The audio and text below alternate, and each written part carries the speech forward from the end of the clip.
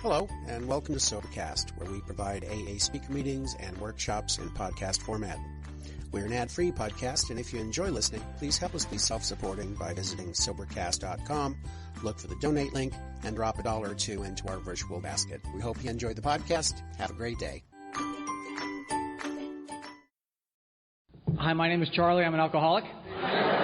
And I would like to thank Bob and the committee for inviting me to be here among a lot of people who have been friends for a long time and who are people I've respected and looked up to for a lot of years. And like Scott, I'm really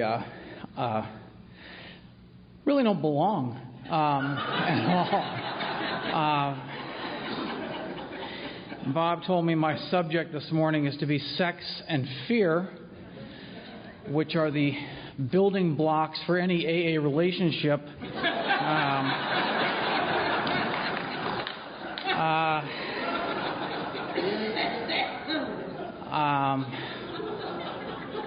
I have to tell you something. I have pushed this topic away from my head ever since Bob asked me to speak here.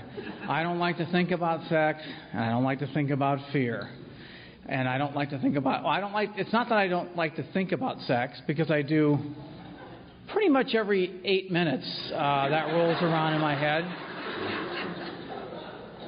I don't need to think about fear because it's always sitting on my shoulders. And but I think it's better. It's probably more honest for me to just muddle through this and put you through it too. You understand.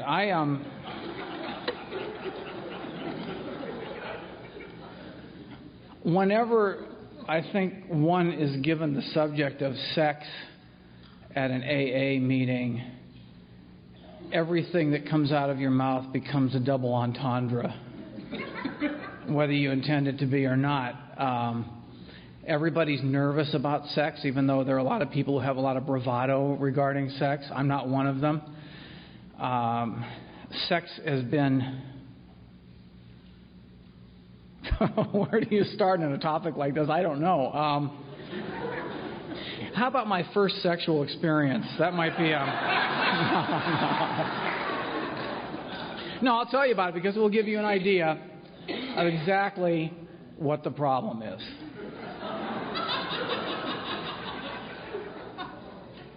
And I'll be gentle about this.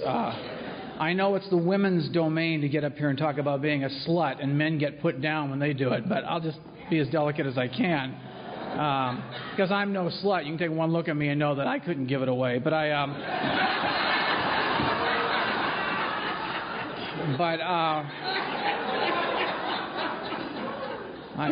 keep my clothing on as a public service, if you know what I mean.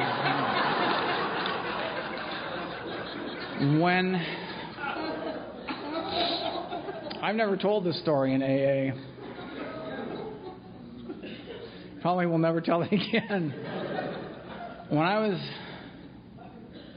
19, now I've been on hormone alert since I was about 9. I know that we have 7 deadly sins. There's, gluttony and avarice and fear and guilt, anger and guilt and sloth and lust, all that stuff. I'm not a gambler, so I can't take that as a virtue that I don't have a gambling problem because I never was interested in gambling. I was never interested in overeating. So I'm not a virtuous person when it comes to food. I just don't have that problem.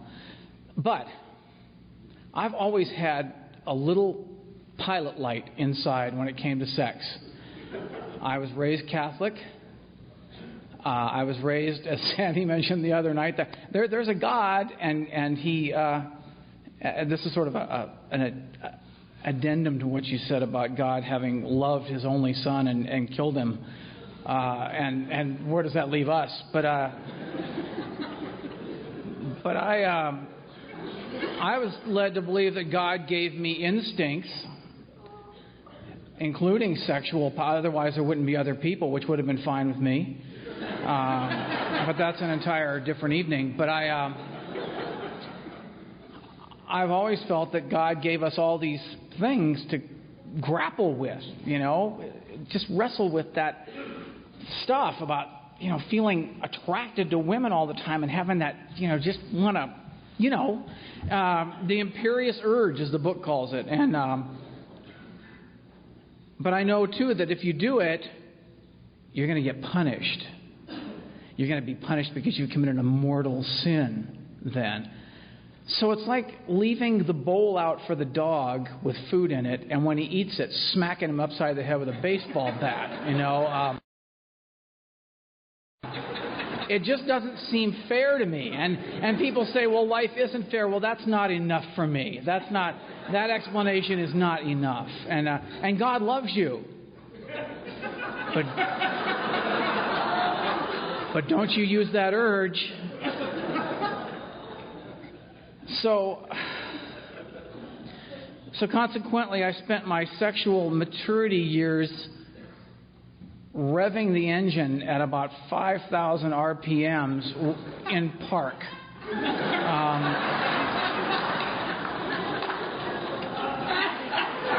So I was working in a motorcycle shop, scoff if you will. I hung out and drank with bikers. Those are the people that taught me how to drink. I love bikers. I love rebels. I'm a rebel myself. I just didn't tell anybody. But and it was in this motorcycle shop that this young woman worked named Linda, but they called her Rabbit. I didn't get it at the time, but that was her nickname. See, anytime you say anything about what regards sex, it's going to go there. But Linda worked there, and Linda invited me over to her house to have dinner with her and her husband one night. And it's 1969, and I went over there, and was going to go over and have dinner with Linda. And, the guys in the shop would walk by and go, oh, you having dinner with Linda? I thought, because I'm stupid, I don't get it. And so I went to have dinner with Linda and her husband. His name was Corky, and Corky was going to go to work. He worked the night shift. And they had a 1-year-old child who was there, and the child went to bed, the little boy went to bed and was sleeping in the next room of this apartment. And Corky got up and said, well, I got to go to work. It was good meeting you. You guys have a good time, and I'll talk. And he left. And one thing led to another. And because I was drinking glass after glass of wine in anticipation of this, didn't know what was going to happen. And it happened. And I left with her son in the next room on the couch of that apartment. I went home that night and I felt so full of shame, remorse. I felt filthy inside. I felt like I had just cut myself away from everything that my parents had tried to teach me, that the church had taught me, all the stuff that I was supposed to do to be a good boy. I just pushed aside. I'd gotten drunk. I had sex with a married woman with her child in the next room, and I felt disgusting. So the next night when I was back at Linda's house,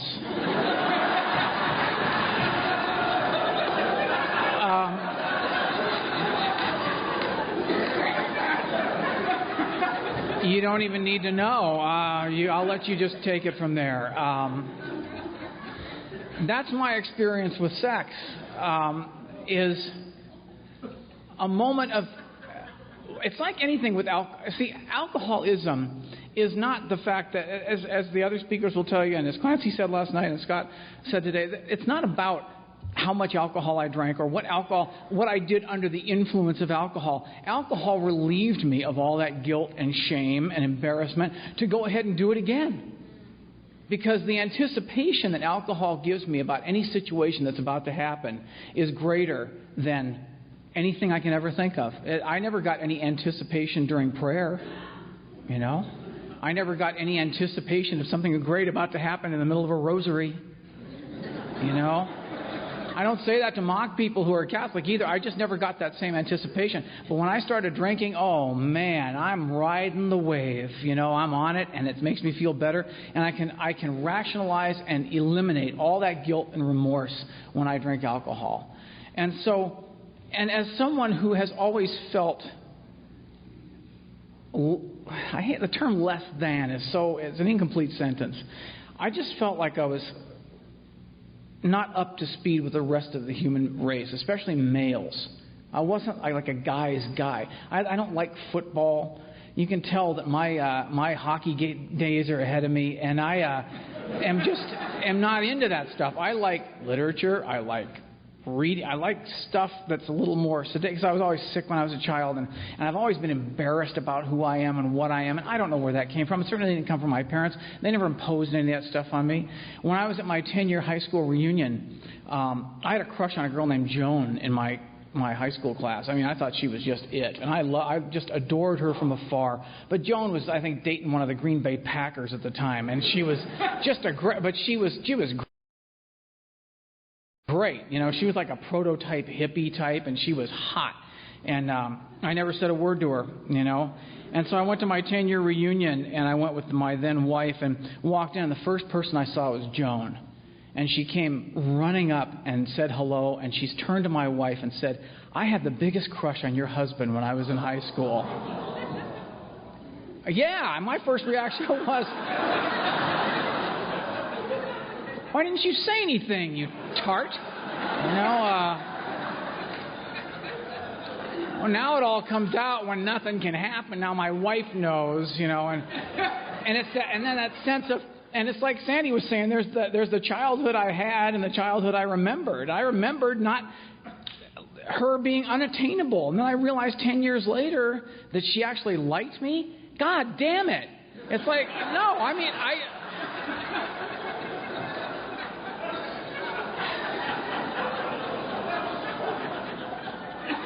that's how I felt, because I never drank in the morning except on weekends, and I came to AA. I used to would weather savage hangovers to where I thought my eyes would start bleeding, and would weather those through the day until finally I'd hit the point, as every alcoholic does, where the hangover goes from being more intense and more intense until you think your head is going to pop, and then it goes click, and it becomes somewhat less intense than it had been just a moment before, and I just think, oh boy, I don't know why I made all those promises to quit drinking. Now I feel great now, and I go back out, and that's how my life was. I would fight drinking in the morning, because alcoholics drink in the morning, and I'm not an alcoholic.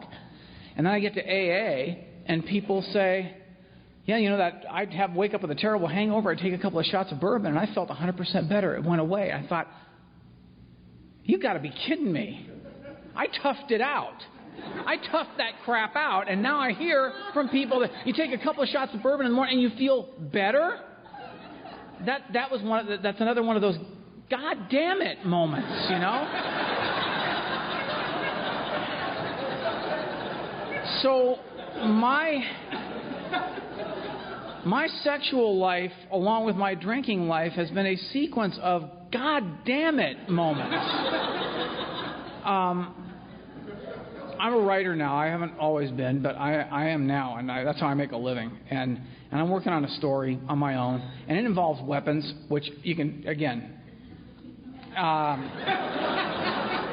But I didn't know much about weapons, so I have a friend in my group who's an ex-sniper, and I call him when I have a weapons question, because I don't know anything about him, and he gives me the technical information, and it's great, you know. And I was doing some reading on the internet, and I read that a gun, if you fire a gun, the bullet comes out of the barrel at 400 feet per second.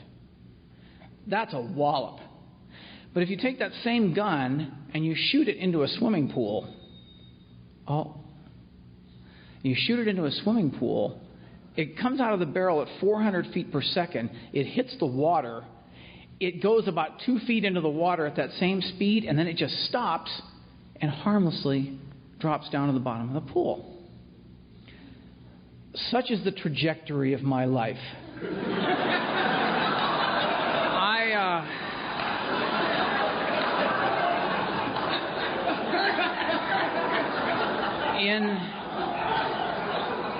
In every area of my life, I come out of the barrel at 400 feet per second. I am smoking toward the target. And then I hit the water. And I trickle harmlessly to the bottom and think, why bother? You know?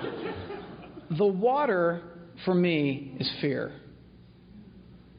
I have the best intentions of following through with everything I say I'm going to follow through with in relationships, in business, in life.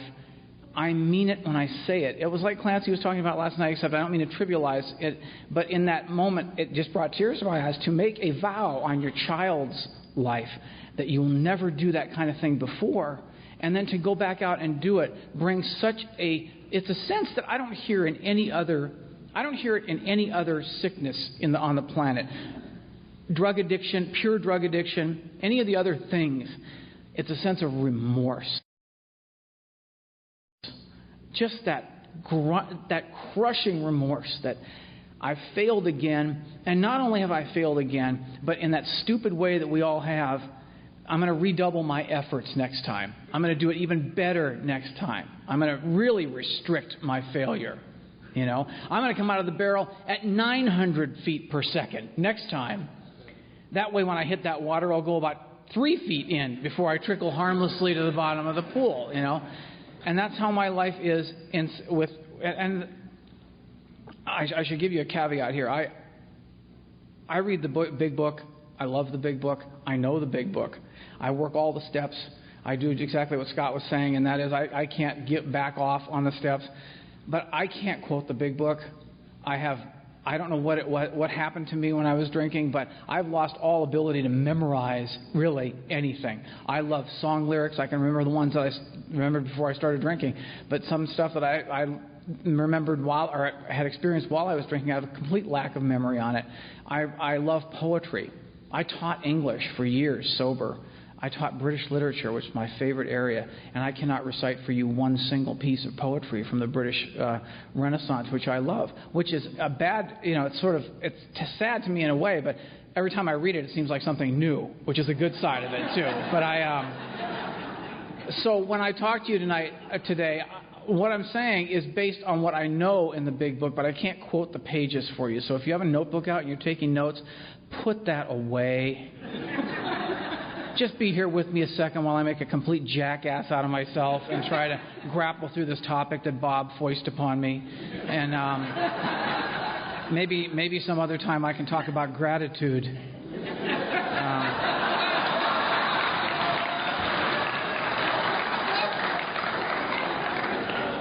Which around my AA group is called the suicide topic.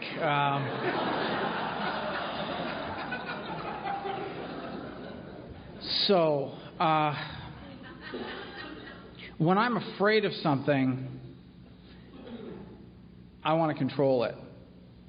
But I can't control it because I don't have the huevos to make it happen the way I want to.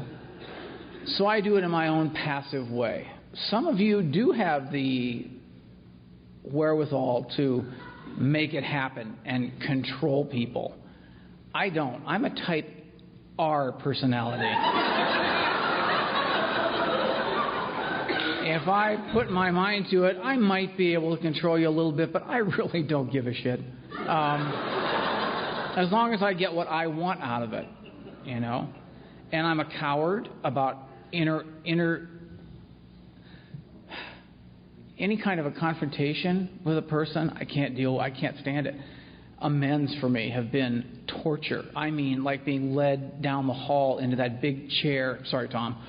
In the big chair where they're going to put you in. I always feel like I'm being led down, with the minister reading next to me if I have to go make an amends to somebody. I do not. It makes me grind inside. And yet I try to control things in my own subtle way because my fear manifests itself through my desire, I suppose, and I'm groping here really because I've never given this talk before because I forgot what I said the last time when I was talking that Bob assigned this to me. But I want to control things, but I don't have the power to do so. So I control things by acting like I don't have the power to do so. You know what I mean? By not doing it, I have a sense of control, even though I feel like I'm being a good guy. Example. I would rather. It seems much better for me. It seems very cruel to me to have a one-night stand with someone and then the next day say, it was nice, but it was a one-night stand. Let's just call it what it is, and I'll see you later. Sorry if it hurt your feelings. I find it far more humane to extend that into a 3-year relationship to the point where all you want to do is exchange gunfire with this person in the living room. I find that far more compassionate than to just break it off during the post-coital conversation, if you know what I mean.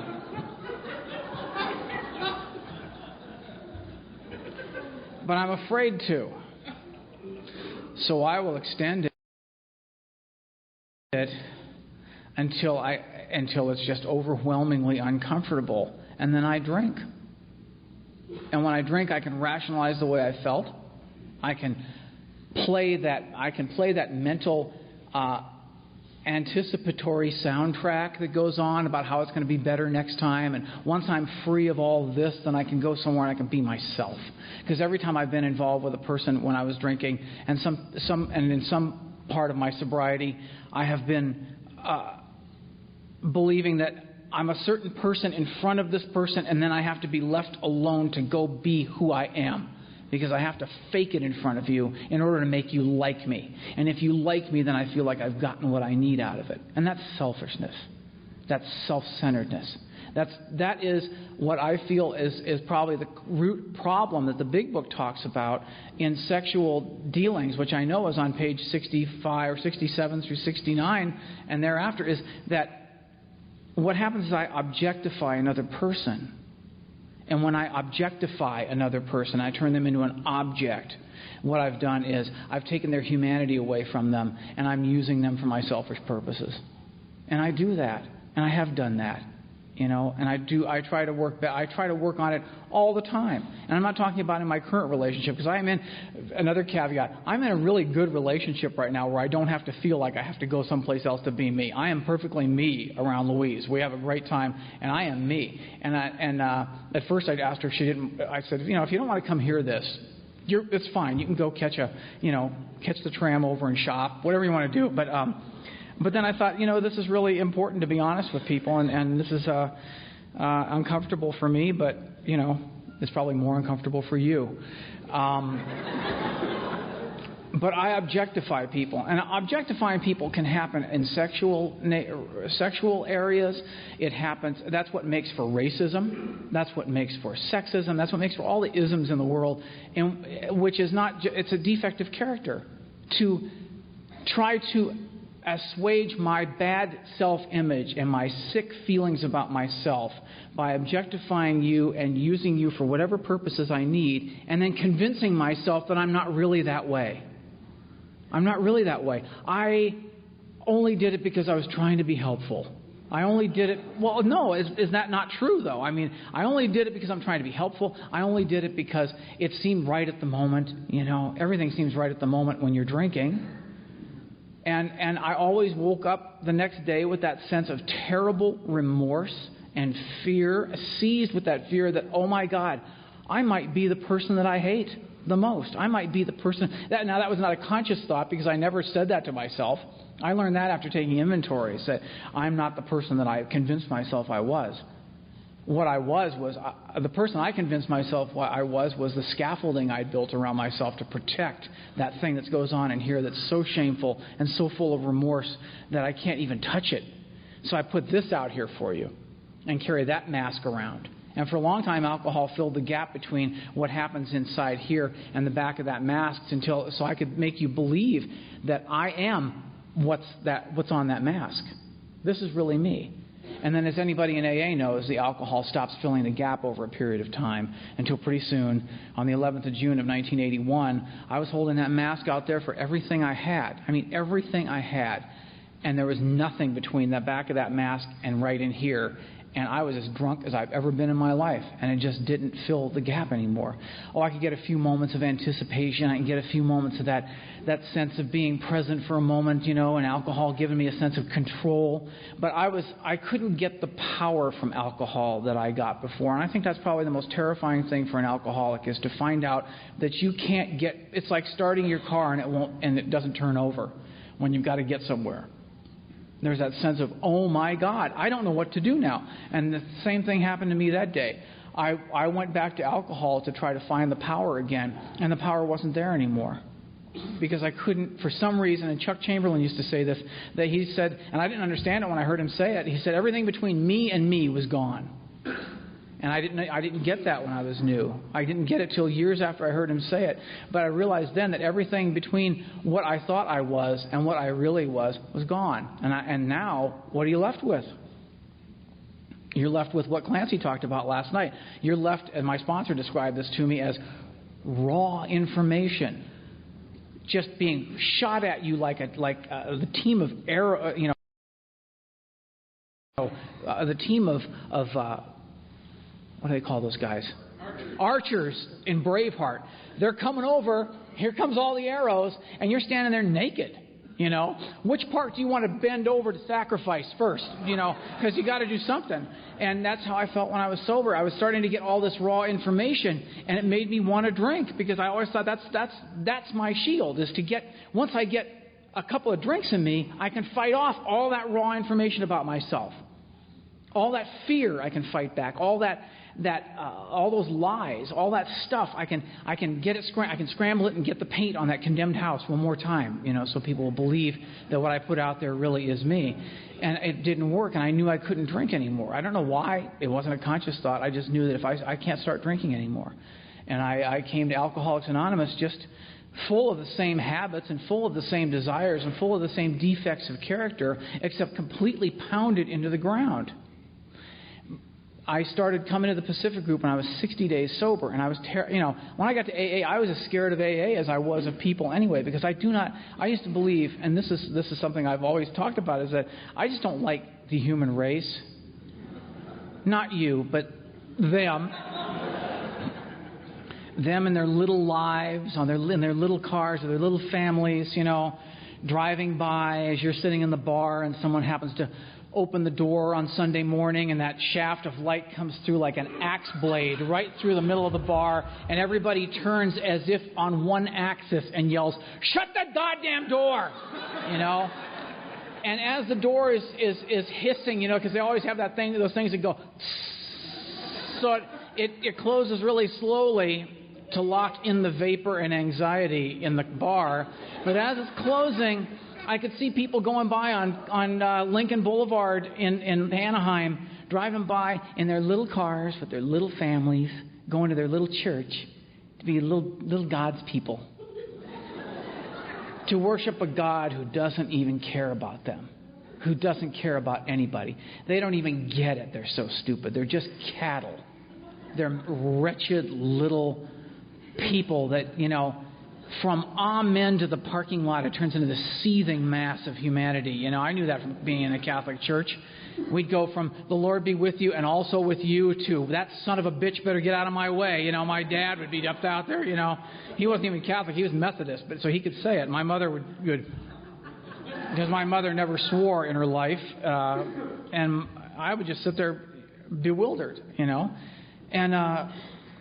But people are terrible, and I don't want to be around them. They are awful. Reality of the situation, I'm afraid of people because I'm afraid I don't measure up to people. Because I know before I even start that I don't measure up. And the longer the conversation goes on between you and me, the more over the years I've tried to affect the smile that says that this conversation's over. Because I can't tell you what I'm thinking, that why don't you stop talking? I'm not interested. I've got to go have a few drinks and think about real things. Because if you were like me, you would have the big picture. But you live in an idiot's world. I'm in here in the humdinger in Anaheim with the astronauts and surgeons and all those other people, and we have the big picture. We know how to treat our women. We know how to live our lives, and nobody's afraid in here. This is a safe place for people like me. I never spoke to another soul in the humdinger. Never talked to anybody in there. Just sat there and drank. But felt connected to everybody because we all knew, we all understood that we were doing something better in there than all those chumps that were out there doing, going to God, God's chosen people. I knew there wasn't. I believed in God. I'm like Clancy. I believed in God completely when I was a child. And as a man walking into AA when I was 30 years old, I believed in God, but I didn't believe that God had any interest in me. I thought if I just kind of ducked around a while, He'd forget about me, and I was sure He'd forgotten about me like everybody else had, and I was a victim, But I thought God was busy with all the people, up in the penthouse of life, all the good church-going people that keep their gloves in their glove box in their car, those people, really focused people people who actually sleep in their bed rather than sleep under a dish towel next to the bed because it's easier than trying to get into the bed. I make do. I'm resourceful. I live my life, If I wanted to get in that bed, I would, but I just choose to lay here on the floor under a dish towel. You got a problem with that?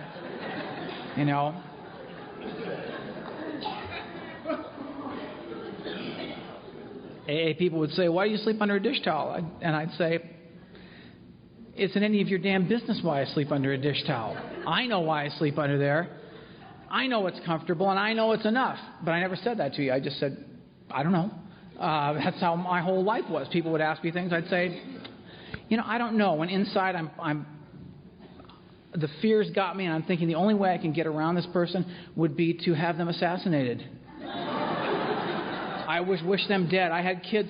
There were kids in my neighborhood that I just hated when I was a kid, and was thinking, they came out in my inventory. I hated these kids because I knew they all understood each other better than I understood anybody, and I was never a part of it. And I hated them.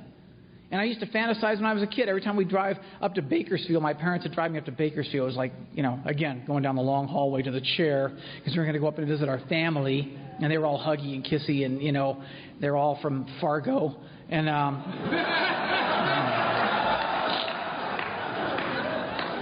and they never would say Fargo. They go, Fargo, Moorhead. Make a decision. Are you in Fargo or Moorhead? I don't say Anaheim, Garden Grove. Anaheim, Fullerton. Make a decision. I know there's a Red River there, but just pick a side. And but all my family was from Fargo, and they were affectionate, loving. They cared about me, but I never understood that while I was in them. I only understood that after I disengaged all of them, and my life started. I was a man who had no ability to look at the future with any sense of comfort. And I was a person, when I turned and looked over my shoulder, was full of remorse and shame and guilt over the stuff that not only that I had done in reaction to fear, but all the things that I had chosen not to do because I was afraid to do them. Like try to be something. I always wanted to be a writer. That's not a big deal to anybody or where I am. But it's just an example to you. Everybody in this room, I believe, and I think most people will concur that every single person sitting in this room, as well as every person in this casino and every person in this state, in this country, and in this world, has been imbued with the seed of something that they do uniquely well. And they do it according to the gift that God has given them for doing it. It doesn't matter what that is. It's not for me to judge what their gift is. It's for me to try to use my own gifts. And I've always had a little inkling that maybe I'm supposed to be a writer. I wrote a story about a bear in the 3rd grade, and that the teacher gave me an A, and I thought, that's what I want to do. It was the lazy guys out, because it was obvious I wasn't going to get by on construction, or because my dad was a carpenter, and I used to stand in the garage and watch him and go, no way would I ever be able to cut, on a miter, and do all these wonderful things that my father could do. He worked magic in the garage. But I had complete indifference toward him because he was not a success like I had believed that a success was. And he was just a chump, He'd squish around in his squishy-soled shoes with the sawdust all over his glasses. And I thought, that's not the person I want to be. I want to do great things. I'm going to be a writer, I never made the jump between wanting to be a writer and actually having written something. That's quite a chasm to leap over, but I did buy corduroys and got a tweed jacket at the St. Martin's thrift store in Venice, down Santa Monica, and I was going to be a writer. And I'd bring my notebook to the Humdinger, and notebook to the Orr House in Santa Monica, and write, and the tip of the pen, and thoughtfully write things, hoping that she would come in, and how it goes. I'm writing crap. I'm writing nothing. I am a nothing. The next day I go to my job. I had a job in publishing. I was working as a receiving clerk in a bookstore, and I was out there unloading trucks and doing the writerly thing, writer in training, and resenting all other writers. I would go to a bookstore and look at people's books, and the minute I would open a book, I'd go right to that back flap and look and see how old they were and go, that son of a bitch had it. He lives in Westchester, New York. Oh, he grew up in a literary family. His father wasn't a carpenter. His mother wasn't a housewife. His dad didn't have a third-grade education. You know? I'll be that later. And I'll tell you something. I had opportunities thrown in my lap to be a writer. I had people walk up and say, we'd like to hire you for something. Would you write something? Sure. I would get the assignment. I would go home. I would sit in my house, and I would start drinking. And then 7 months later, I would call them back and say, I think I have an idea. And they would say, that's great, but we already hired the people to do that, but thanks for calling back. And then I would go into anger and resentment about them and their stupid beliefs in what is good when I'm good. You just don't recognize it yet, and you don't even give a guy like me a chance, you know. And it was all fear. I couldn't get going because I was terrified. I don't know why. I think if I could go to therapy, I might learn why, but what good would that be? Therapy is good for that, and I'm not a therapy basher either at all. I think therapy is good for people, but I think that it doesn't work for alcoholism.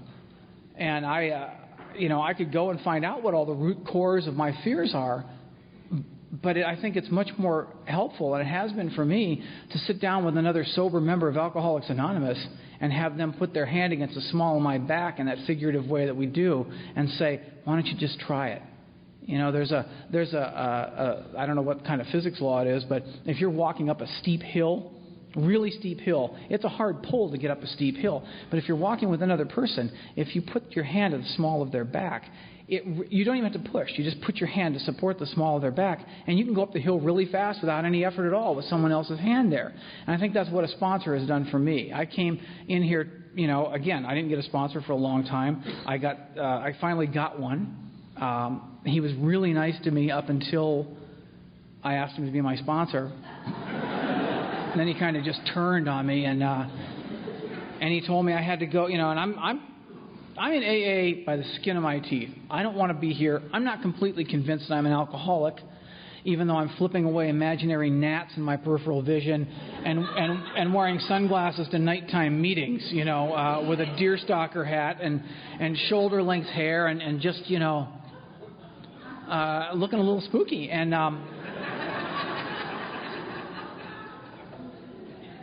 then Bill said, I want you to go to Clancy's yard on Saturdays. To do what? Well, you're going to play softball there and then play volleyball. I got to tell you something. I lived a block away from Clancy for 13 years. It was a 2-minute walk to his house to the yard. Every morning I woke up on Saturday morning, my feet would hit the floor, and the first thing I would say is, shit. It's Saturday morning, and I've got to go to the yard. And I didn't live right near. The first time I went to the yard, I was living in Anaheim, and I slept in that morning, and I went to the yard about 10 o'clock, and it started at 9:15, and I didn't know who Clancy was. I never met him before, and I came there, and I asked some guys, I'm here, how do I get to do what everybody else is doing? Like, I really want to do it. And I knew I'd have to report back to Bill. And so one of the guys put his arm around my shoulder and he goes, you see that guy with the glasses out there on the pitcher's mound barking at orders at everybody around there? Go up to him and tell him you had to sleep in this morning and ask him if he can get you on a game. So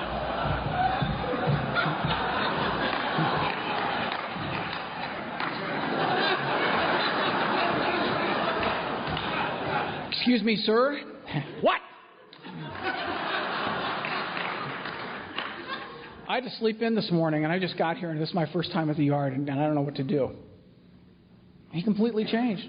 Oh, come here, kid. Just go over to that diamond over there and tell the guy that you want to be on the team, and they'll put you on the team. Go ahead. He knew instinctively that I was terrified, and so he didn't go after me as if I was someone who just had purposely slept in. But I didn't get the blast that I after knowing Clancy for 25 years, I would anticipate now. But But there was, and I heard him call somebody a puke. I had never heard anybody call someone a puke except my father. My father was a World War II vet, and anybody who was in my generation was a miserable little puke. And he watched, I remember watching the Beatles on Ed Sullivan with him. My dad would go, look at those pukes, And so when Clancy called somebody a puke, I thought, I don't know why, but I feel I'm comfortable for some reason. But the point of this story is that I was terrified the entire time I was doing this. I'd get to the yard and and I got to be a poop scooper. Yeah, there was a pony at the time who ate a lot and made a lot of deposits in that bank, and I was a poop scooper, and then I got to be a wheelbarrow man. I never got to be a pointer. I never quite had that, because they have a pointer that goes around and points with a stick is where the deposits are, and we clean up the yard because we're going to play in the yard. People say, how come you have to clean up Clancy's yard? Well, if you want to be having a picnic lunch later in the day, you want to be sure you got that place spick and span before you get going, But I would do that and I didn't do it because I wanted to, and I didn't do it because I loved the smell of horse and dog turds in the morning. I did it because it kept my mind off the fact that I was afraid to be there. I was terrified to be there. And I also did it because my self-worth was so shot that when Clancy said that the poo scoopers get coffee first and get in the front of the line, it made me feel better about something. That's where I got my first taste of self-worth, was shoveling poop in a backyard of some guy I didn't even know. And yet, because I did that, I got to get in the front of the line. And for some unknown reason, there were moments of grace that were sneaking in there, because what I had done is I had surrendered my will to a power greater than I was. And it wasn't Clancy, and it wasn't the wheelbarrow guy. It was something that I didn't understand. And I'd come into AA with a God of my expectations, not a God of my understanding. I had a God that, like Scott, I wanted to negotiate with him. If I do this, I would hope, as a creature of reason, that you likewise would do this. And I've gone to meetings where people parse the big book in that way. Now if you tell God to do this, you're going to force His hand, see, and then you'll be a higher level AA than other AA people. And I've been to meetings where people try to throw the chicken bones and feathers down and woogie boogie boogie and try to channel Dr. Bob and Bill.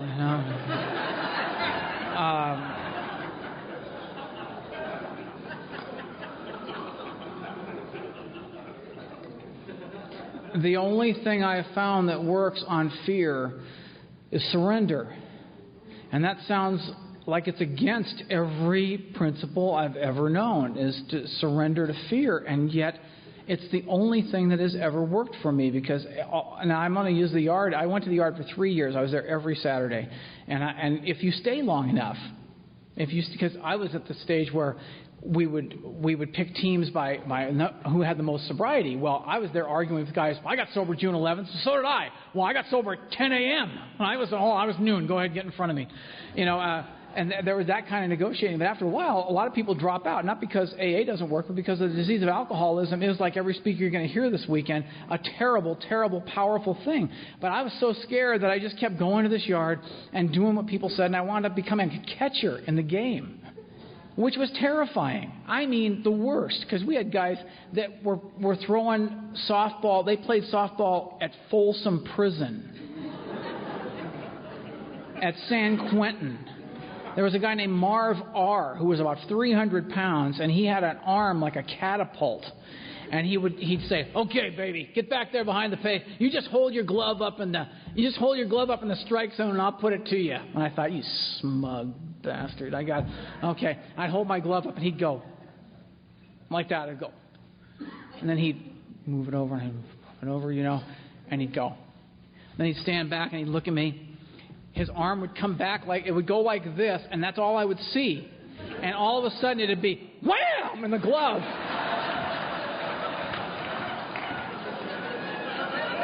I've got the ball in the glove.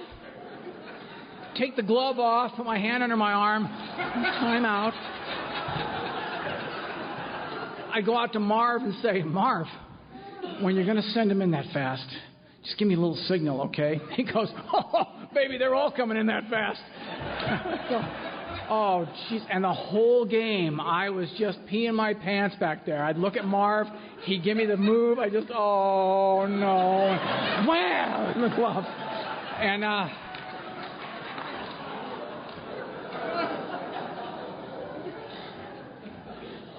I would leave that yard at 3 o'clock after playing a game of volleyball and further humiliating myself. And I'd leave there feeling like $1 million.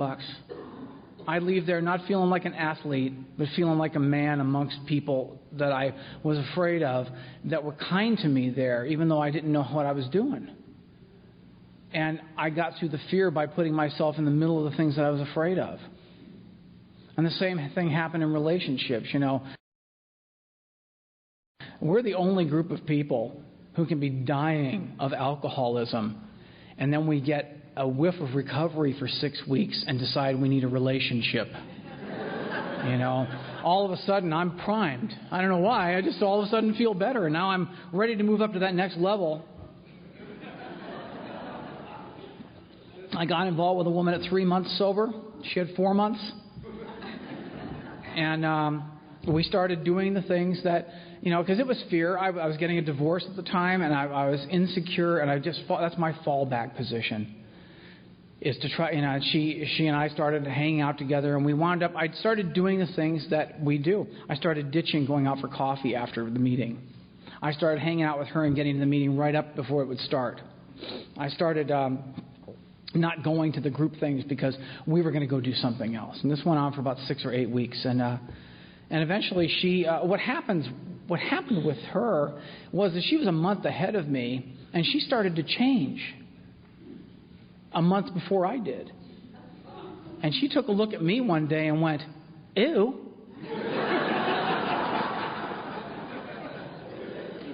I'm not in this anymore. I can't deal with this anymore. And you talk about a tailspin and grass stains on your head. I went into I collapsed. I was a mess, a wreck. I went, and it's too tawdry a description of the story, but a further story. But I called Bill, and I said, she split up with me. I don't know what I'm going to do. And he said, oh, now you're getting it. You know, why don't you just come to the meeting tonight? And I was going to drink that night, but I had told a guy named Luis M., who's still sober in my class. I told him I would stack chairs for him that night, and I didn't want him to be mad at me. So I went to stack the chairs, you know, and that saved my life. That commitment saved my life. Something stupid like that, because I did something through the fear that I had come to believe would make me feel better. And all this stuff has come out in an inventory. These things have come out in inventory after inventory after inventory, where I could see a pattern happening in my sense of relationships with women, relationships with other people, and the sense of fear that always was the water that I would strike and just fall into and become, it would just be over for me. And then I would have to drink to get back in the chamber again. You know, once I drank, that bullet's back in the chamber and I'm ready to go. You know, and I would just as soon you not just cock the gun and just rub your finger on the trigger. Don't pull the trigger, because that's where alcohol took me, is just that sense that I am coming out of the barrel at 400 feet per second pretty soon, you know. And the minute something started to happen where I would start to get some success or start to be able to do something, bink, into the water, down. And that sense of remorse and guilt and shame and embarrassment and powerlessness. And I have to try to go do it again. And what's happened over the years is that, you know, I'm still friends with that woman. That lady that I was involved with when I was newly sober is now 25 years sober, living in New York, and has a family and has been going to AA ever since. And thank God that she discovered what she had to discover before, you know, a month before I did. But I've never had a thing happened to me in AA that wasn't good. And what I've learned is that I can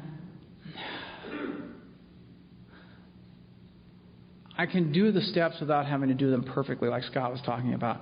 I do the steps much like I give AA talks. I stumble and mumble and do them haltingly and uncomfortably and with absolutely no polish whatsoever.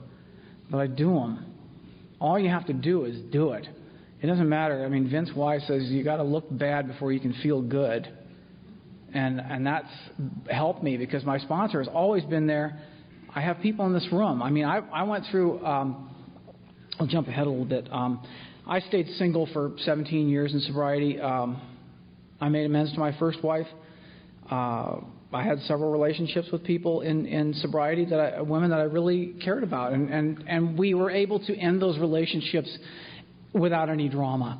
It was just a discussion and an honest, respectful thing. Because what happened was I'd been learning to not make objects out of people that I desired as a way of satisfying something in me. I was tapped in, because of the program, into a power that I could turn to, my sponsor, to a power that I could pray to a power that, even though I despised people for a long time, when I was about a year, 8 months sober, and I say this whenever I talk because it's important for me to remember this. I came in here just despising people, and my sponsor said, go around the room before the meeting and shake people's hands and ask them their name. Ask them their name and ask them how their day was. Get 10 men's phone numbers.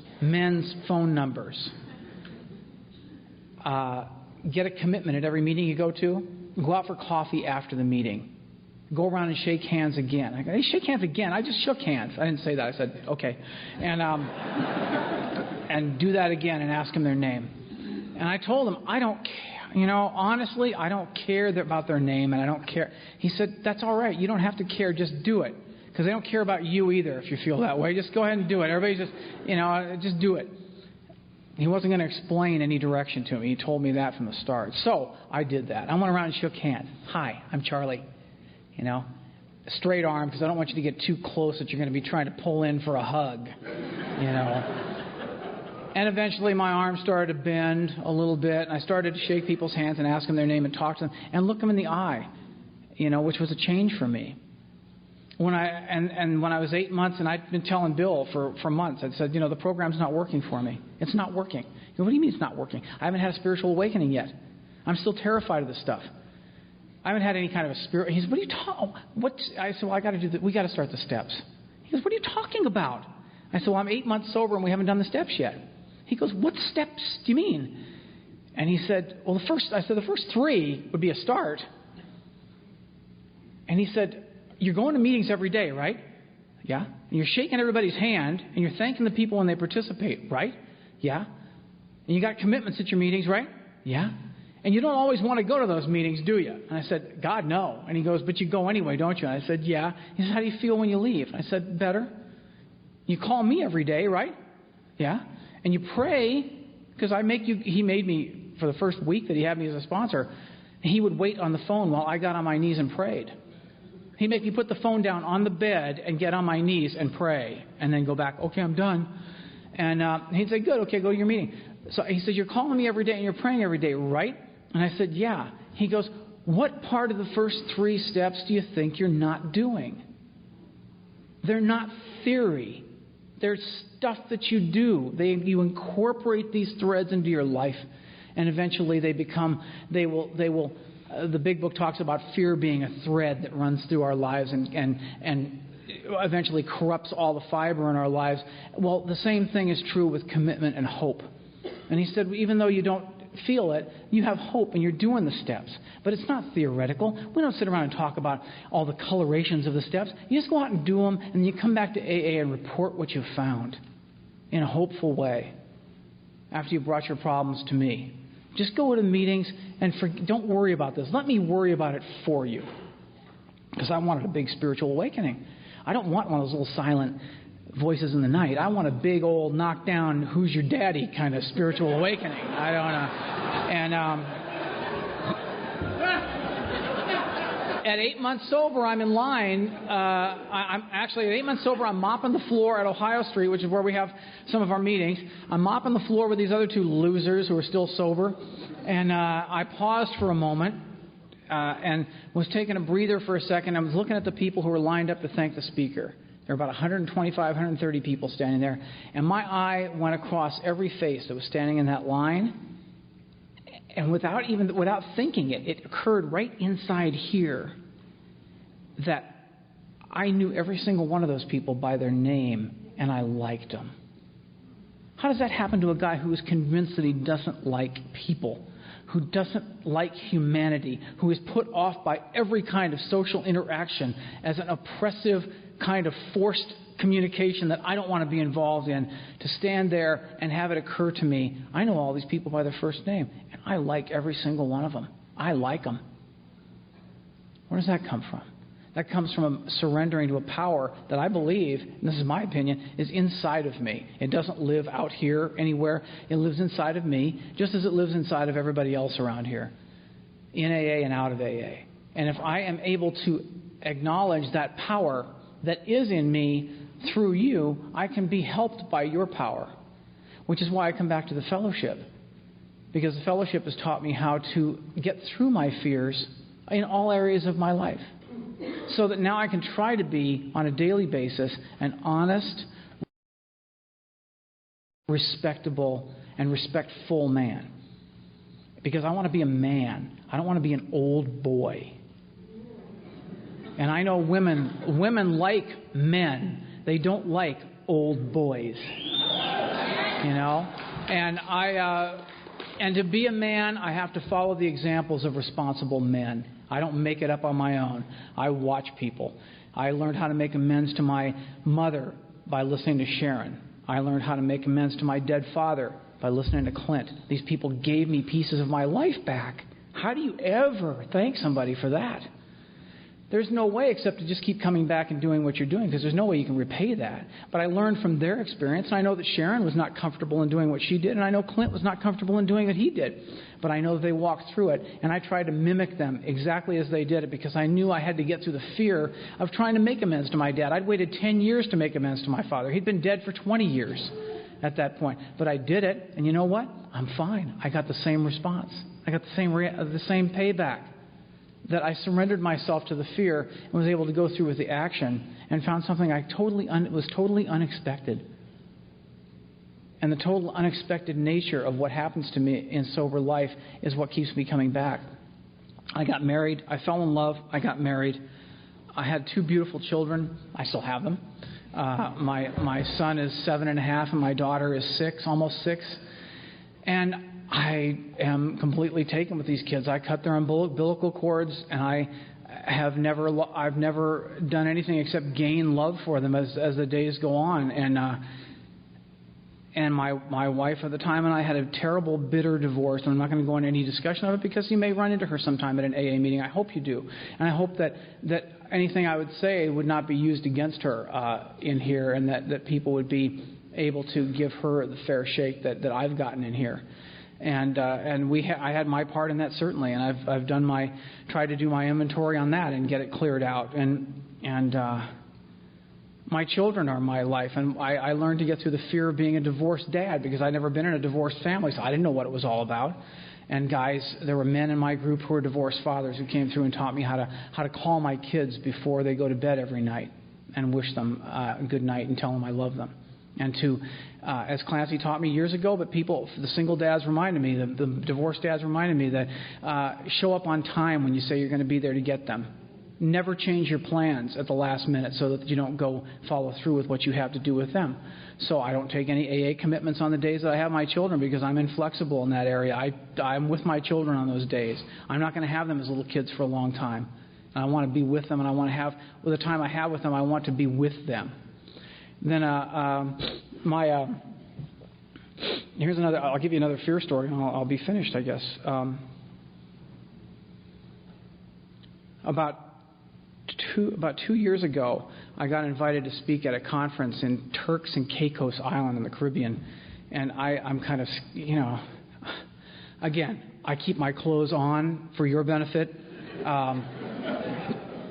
I'm not going to go out there in a gym, go out there and, hey, baby, and have people have to shield their eyes from the glare. But I went there and I was having a good time. And my friend Louise, who I've known for 13 years in my group, was there, and she'd been divorced from her husband for about 1.5 years. And I had been divorced from my wife for about 1 year. And she was on the trip, and I'd never really talked to Louise that much, and we sort of hit it off there. And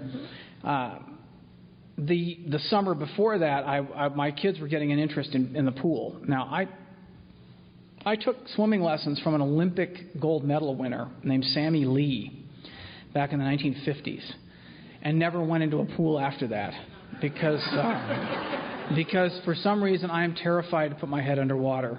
There are a few things in life that terrify me more than having my head underwater. I don't know where that came from. I have my guesses, but I don't. It doesn't matter. I just couldn't do it. Well, my children have no fear of water. They were learning to swim. My daughter got in the pool with me one day at the public pool, and she's standing there and she says, "Hey, let's put our face in the water." I said, "Go ahead."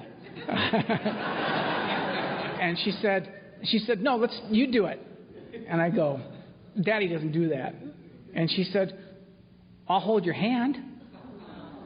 And I said, "Okay, all right." I held that little 5-year-old's hands. She's looking at me, and I dipped my face in the water and pulled it up really fast. And she's smiling, and she said, "You did it." And I said, "Yeah, I'm fine. Let me go somewhere and be by myself for a second."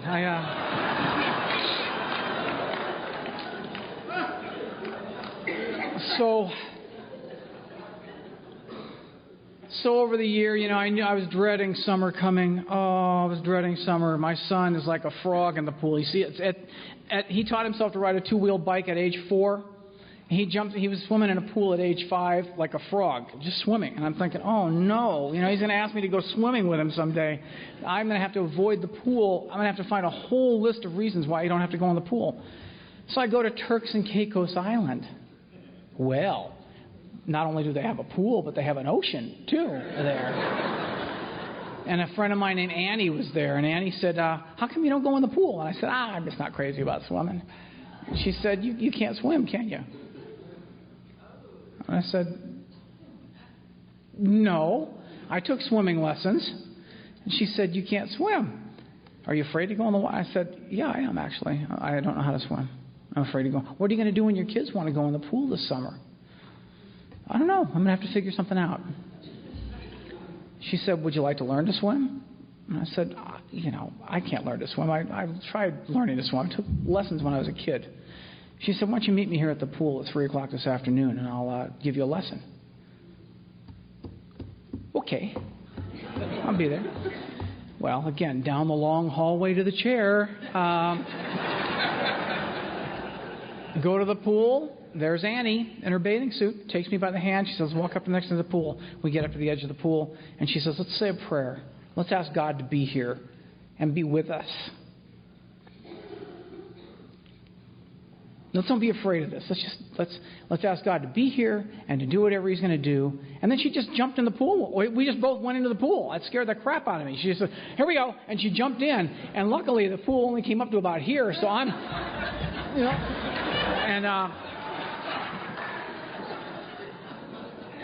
and little by little, she gave me a lesson for about an hour that day of there are going to be 2 things you're going to have to know how to do.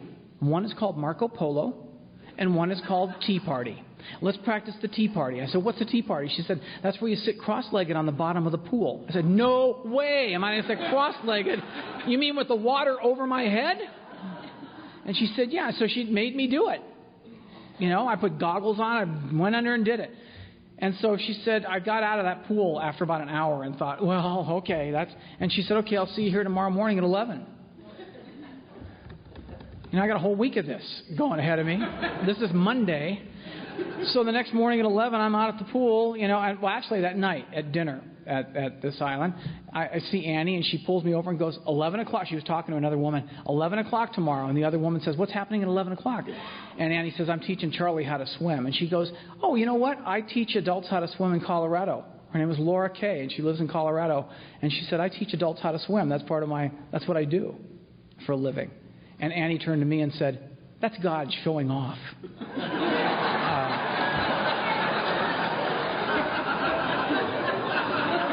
Laura said, "Do you mind if I meet you at the pool at 11? No, more the merrier. So now I get to share my humiliation with 2 women.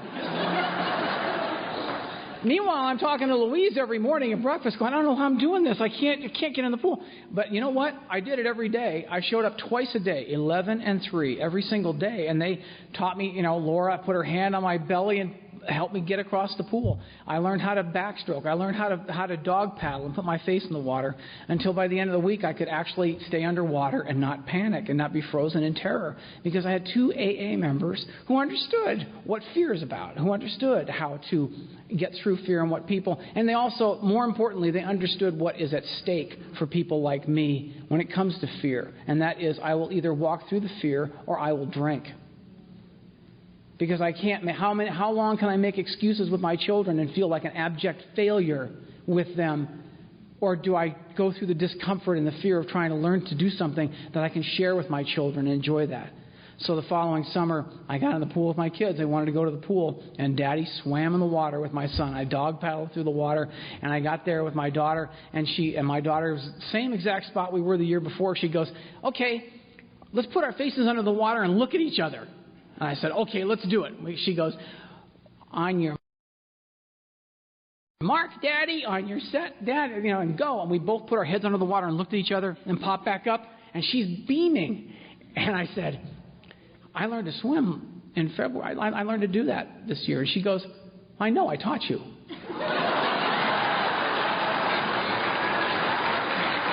So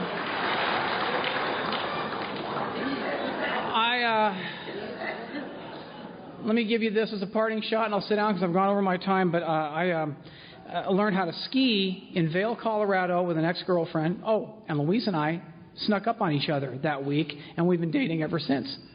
And I've been so delighted because, you know what? If I'd been able to see the future and see that I was going to be with Louise, I would have screwed it all up, trying to make it happen, in my own selfish interest. And what happened was she snuck up on me with her goodness and her loveliness, and we wound up just staying together, and we've developed a really good relationship. So there's hope for those of you who are terrified of this, and for those of you who have problems in that area. This is good. This is the best thing I've ever had, and so I went with a previous girlfriend. I went to Vail, Colorado, with her and her family one Christmas, and she said, well, you'll have to learn how to ski. I thought, okay. So she said, you're going to have to take lessons. And I hate lessons of any kind. I just want to do it. I want to get on the slopes, shoot down, and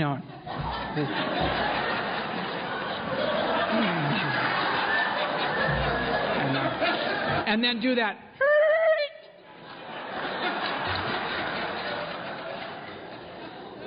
What happened was I had to meet everybody on the bunny hill in the morning. The first lesson, I'm in all this equipment, walking like this, and the first lesson, no lie, is how to get up after a fall. This is not an optimistic way to begin learning anything. This is like learning how to drive, and your first lesson being how to stay out of the ways of the jaws of life, when they're cutting the door off of the car. So we're on the bunny hill, and then we go out on this other hill in the late morning, and I go down the hill. Okay, come on down the hill, Charlie. I go down the hill. Boom, I'm going this way. I turn, I go around this way, make my first turn, and then I slip and fall. It takes me 10 minutes to get up. Start going back, make my first turn, make my second turn, slip and fall again. Well, I did this about 20 times. The whole class is waiting. So I get to the lodge at lunchtime, which is where I was supposed to meet Maria. She's a black diamond skier. She goes down those, like the devil's rectum runs.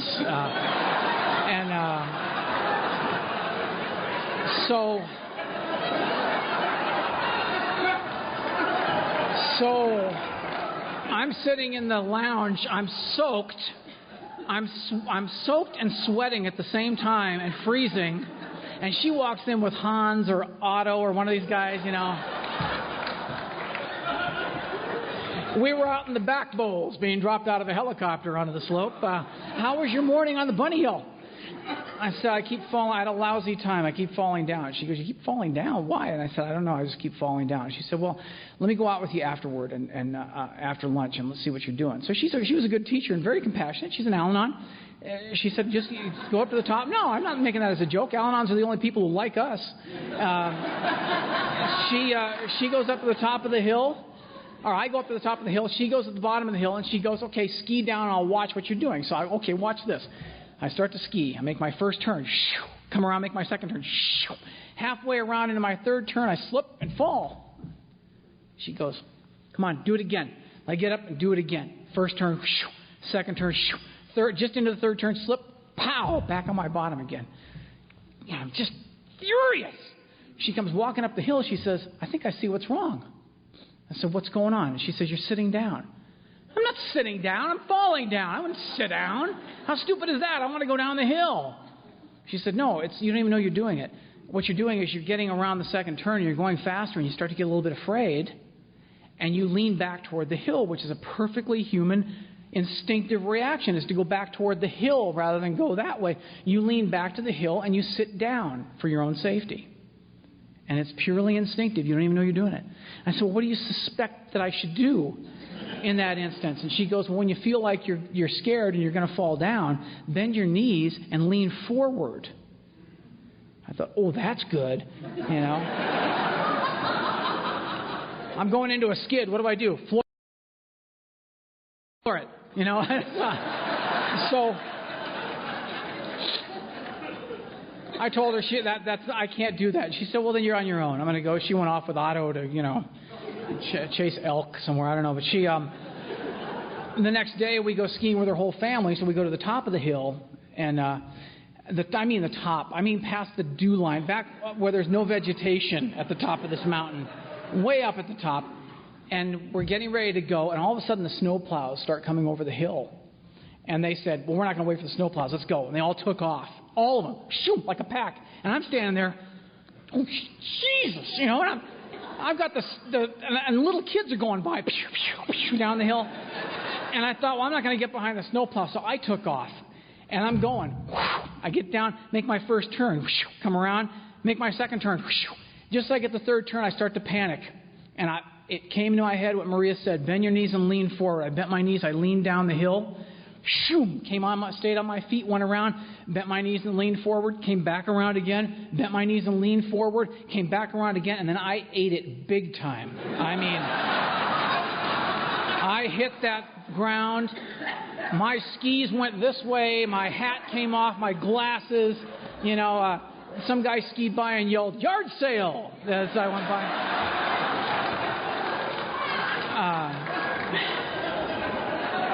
And I'm laying there in the snow. I'm sputtering because I got snow up my nose. I got snow in my mouth. I'm spitting and blowing snow out. And Maria, I look, and Maria's coming up the hill. She said, we were all standing at the bottom of the hill. You fell. You really fell. You were bending your knees and leaning forward, weren't you? And I said, yeah, I was. Now, those of you who are struggling with something in here, I'm sure that's very inspiring for you. And I'm going to tell you something. There is a lesson in that, and that is whatever you're afraid of, whatever you're afraid is going to take you down, go against what your insides tell you and your alcoholism tells you. Do what we're doing. Bend your knees, lean forward into the fear. We'll walk with you. We will not let you fall. And if you do fall at any point, we're going to pick you up again. Thanks for having me. I appreciate it.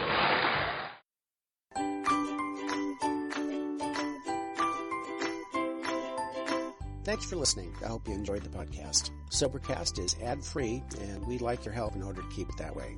So if you'd like to help us be self-supporting by pledging $1 or $2 a month, visit Sobercast.com and look for the donate links. Thank you very much.